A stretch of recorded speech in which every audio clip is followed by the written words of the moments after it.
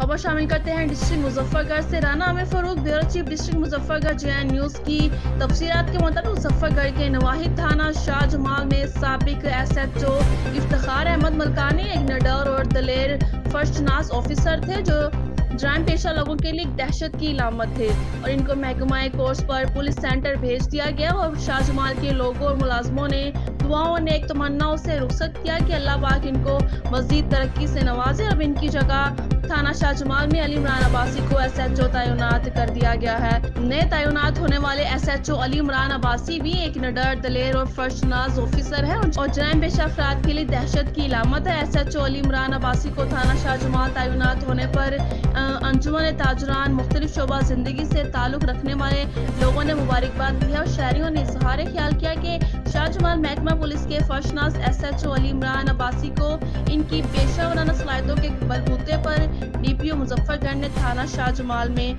SHO तैनात किया है, जिन्होंने चार्ज संभाल कर काम शुरू कर दिया है। इस मौके पर SHO अली इमरान अब्बासी ने मीडिया से गुफ्तगू करते हुए कहा कि जराइम पेशा ना सिर्फ मुल्क और कौम के दुश्मन है। उन्होंने कहा कि वो थाना शाहजमाल की हदूद से जराइम का खात्मा करके ही दम लेंगे।